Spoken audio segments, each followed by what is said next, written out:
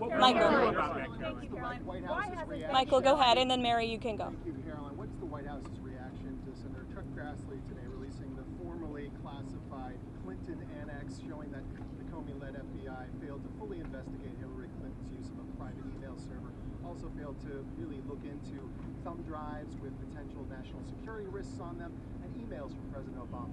It comes as no surprise, unfortunately, and I think that's why you've seen the FBI aopen up investigations into the individual you mentioned and some others as well. Caroline. Has the president just ordered the FBI to release the full Epstein files, just get it all out there? The president has said if the Department of Justice and the FBI want to move forward with releasing any further credible evidence, they should do so. As to why they have or have not or will, you should ask the FBI about that. Go ahead. More information, Caroline. It's up to the Attorney General. Does the president have any message for the countries that are planning to attend the two-state solution conference that's taking place later this month? I'm not quite sure he has a particular message for those countries. I think the president's message on this conflict we've seen in the Middle East taking place for far too long that has become quite brutal, especially in recent days. You've seen reports of more people dying. The president never likes to see that. He wants the killing to end, and he wants to negotiate a ceasefire in this region. He wants to see all of the hostages released from Gaza. That has been a top priority for this president. Within this 6 months, we have seen many of the hostages released, including the last living American hostage, Edon Alexander, which was a result of this administration's diplomatic efforts and approach to ending this conflict. And again, this is another conflict that the president inherited from the previous administration, who was so weak and incompetent, it led to so much chaos and death around the world, but this president is focused on solving it. Kelly, go ahead. Thank you. So at 6 months, the president is also experiencing some pushback from members of his own MAGA base, especially on the matter of the Jeffrey Epstein files. Is the president satisfied that his own supporters are not heeding his call to let it go and to move on? I know the president would reject that, Kelly. In fact, he cited over the weekend some polls showing that his approval rating with the Republican Party is actually at an all-time high. He's polling 90 to 95% amongst Republicans right now. That's higher than any Republican president or any leader of this party ever. The president is the creator and the leader of the Make America Great Again movement. It's his baby that he made, and he knows what his supporters want. It's transparency, and he has given them that on all accounts when it comes to everything this administration has done, especially when it just comes to the president himself, taking questions from all of you and the press corps on a near daily basis, multiple times a week. No question is off limits here at this White House, not just for the president, but myself as well. Kelly. Again, as I just answered, the president has told the Attorney General and the FBI director to release any credible evidence that they find, and he also signaled to them over the weekend to move forward with unsealing the grand jury documents that were under seal by various judges across the country, and I believe the Attorney General has taken the proper legal action to do that. Kelly. You mentioned there also Israel seen stepping up some attacks in Gaza. Has the president expressed his frustration with Netanyahu, and how does this impact the ceasefire negotiations? Well, look, the president enjoys a good working relationship with Prime Minister Bibi Netanyahu and stays in frequent communication with him. He was caught off guard by the bombing in Syria and also the bombing of a Catholic church in Gaza, which, as you know, I addressed at my briefing last week. And in both accounts, the president quickly called the prime minister to rectify those situations. And we saw Secretary Rubio intervene when it came to Syria. We saw a de-escalation there. And as for the bombing of the Catholic church in Gaza, the prime minister did put out a statement saying this was an accident and they deeply regretted that action on behalf of the state of Israel, following his conversation with the president. Jordan. Has the White House taken a position on Maria Salazar's work visa bill, and ideally, what does the president want to see with a work program for aliens? Again, I know you asked me about that last week, and I regret to inform you my answer remains the same. I don't think that's the focus of the White House right now in terms of legislative priorities, but certainly I promise you we'll get a readout on the bill. But as I reiterated to you before, the president does not support amnesty for illegal alien criminals, and I think the tragic circumstance that took place in New York City this past weekend underscores the priority of this president to secure our homeland and to deport illegal alien criminals and public safety threats from our country and our community. That's this president's priority right now. That in the last several months, people people, Americans, have become more hesitant about President Trump's different ways that he's been conducting immigration. They think that it's going too far. Is the White House going to limit any ways that it is enforcing immigration across the country? I think the Trump administration is going to continue to focus on removing public safety threats and illegal alien criminals from sanctuary cities. The president himself has said that's the priority for him in this administration, which the vast majority of Americans do still support, removing illegal, heinous criminals from their communities. And ultimately, the best poll that was ever taken was on November 5th, when nearly 80 million Americans voted to re-elect this president, largely because of his immigration policies, and we've seen they've been a resounding success. Again, 0 illegal aliens were released into the country last month. That's a good thing for all of us standing here and for Americans across the country. Caroline, there are reports that President Trump or that FBI agents going through the Epstein files were told to flag President Trump's name if it came up. Is that something the president was aware of, or something that he directed those agents or the Department of Justice to do? I don't believe that's something the White House was aware of. You'd have to ask the FBI. Caroline, is President Trump satisfied with how aid's being distributed in Gaza right now? Look, the president is the reason that aid is even being distributed in Gaza at all. He wants to see this done in a peaceful manner where more lives are not being lost.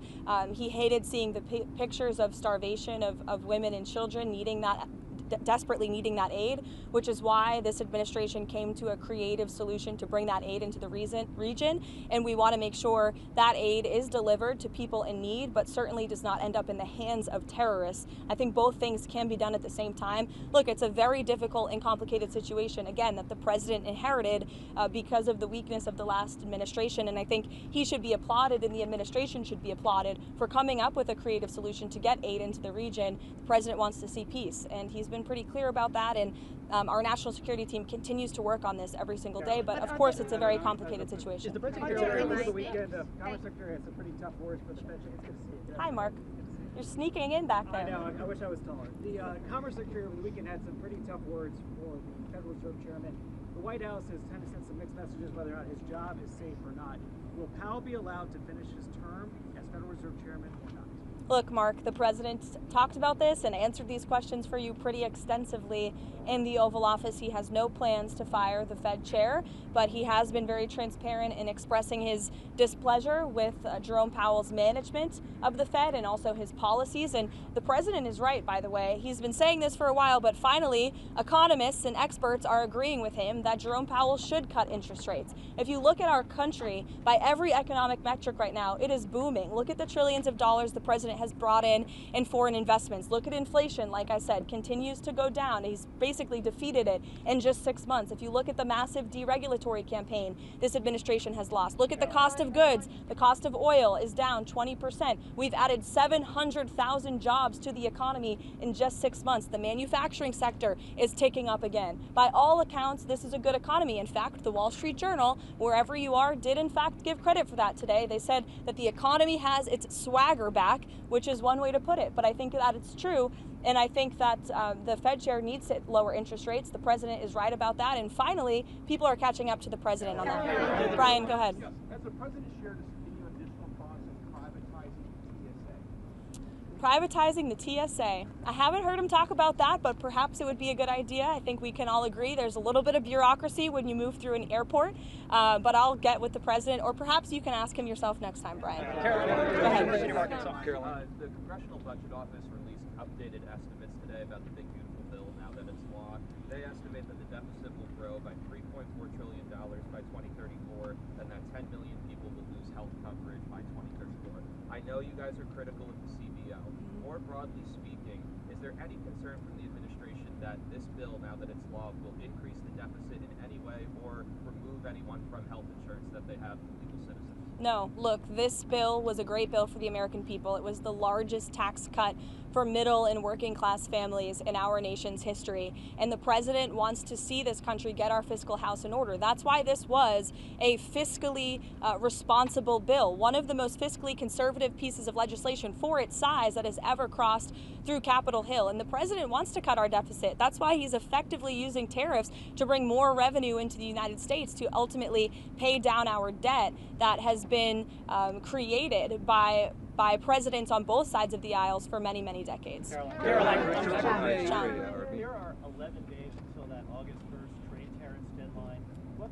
expect between now and August 1st in terms of potential announcements of trade deals with any countries? Look, I can tell you the trade team and the president himself continue to be very engaged with countries around the world when it comes to our trade agreements. You have the president of the Philippines who will be visiting the White House tomorrow. Perhaps this will be a topic of discussion. You will all see for yourselves in the Oval Office, as you always do. But the August 1st deadline is just really the start date for when the United States of America will begin collecting this revenue from all of the countries around the world who the president has sent these letters to. You could see some more letters before August 1st, John. You could have some more trade announcements as well. I can tell you the President, Secretary of Treasury, Secretary of Commerce, Ambassador Greer all continue to be in constant communication with our trading partners. Yes, sure. Thank you. How did you see the tariff negotiations with South Korea being fundamentally different with those with Japan? I can check in on the status of the South Korean trade talks for you. Special envoy visiting Lebanon regarding disarming Hezbollah. Does President Trump still believe diplomacy? Who is visiting? Tom Barak. Tom Barak. Okay. Special envoy Tom Barak is visiting Lebanon regarding disarming Hezbollah. Does President Trump still believe diplomacy can work with Lebanon while Hezbollah keeps its weapons? Look, I think the president wants to see diplomacy work with Lebanon and all of the partners in the Middle East. You know, the president has been very clear when it comes to his priorities for Iran. He obliterated their nuclear capability, and I understand that the administration continues to be open to talks with Iran if we deem them necessary. As for Tom Barak's trip, I know the president supports him and he's doing a great job in Syria. Caroline. According to the House Judiciary Committee, the Biden administration sent nearly $1 billion in taxpayer funds to the left organization in Israel to oppose Israeli Prime Minister Benjamin Netanyahu. What is the White House reaction? Well, it's not a surprise to me that the previous administration sent billions of dollars overseas for useless priorities that don't advance America's interests. We've seen a lot of that, which is why this administration has been very focused on clawing a lot of that money back and making sure the American government is spending American tax dollars on America's priorities. Thank you, guys. I'll see you later. Bankruptcies.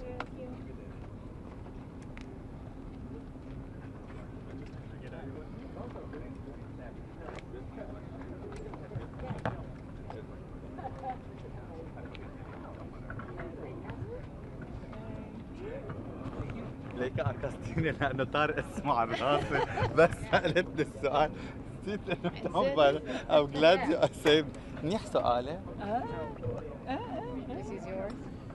Okay, thank you. So much.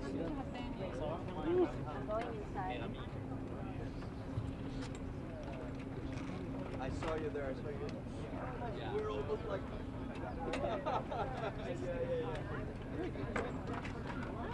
She saw you.